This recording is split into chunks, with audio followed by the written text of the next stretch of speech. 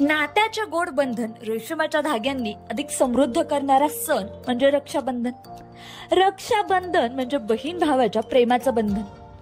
या दिवशी बहीण भावाच्या हातावर राखी बांधून भावाचे हृदय प्रेमाने जिंकून घेते.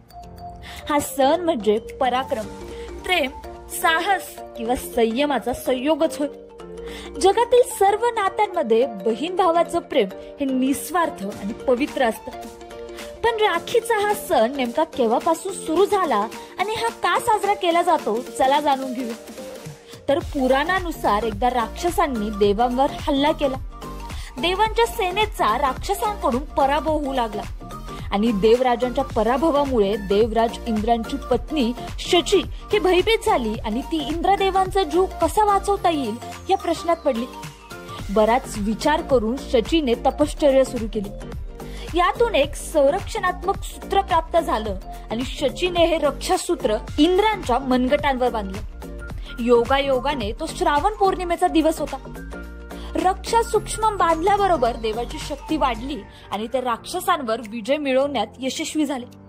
तेव्हापासून युद्धातील विजयासाठी पत्नी ही पतीच्या मनगटावर रक्षासूत्र बांधण्याची सुरुवात झाली.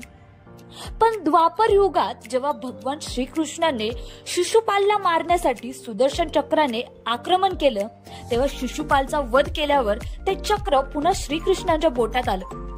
या दरम्यान श्रीकृष्ण यांच्या बोटाला दुखापत झाली आणि त्यांच्या बोटातून रक्त येऊ लागले. कृष्णांच्या बोटातून रक्ताचा स्त्राव होत असल्याचं पाहून द्रौपदीने तिच्या साडीचा एक कोपरा फाडून श्रीकृष्णांच्या बोटावर बांधला. त्यावेळी श्रीकृष्णाने द्रौपदीला वचन दिले की वेळ आल्यावर या साडीच्या प्रत्येक धाग्याचं ऋण ते फेडून काढतील.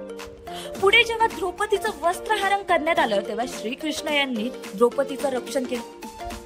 आणि असे म्हणतात की श्रीकृष्णांच्या बोटावर द्रौपदीने साडीचा तुकडा बांधला तो दिवस श्रावण महिन्याच्या पौर्णिमेला होता आणि यानंतर रक्षाबंधन हे भाऊ बहिणीच्या पवित्र नात्याचे प्रतीक बनले.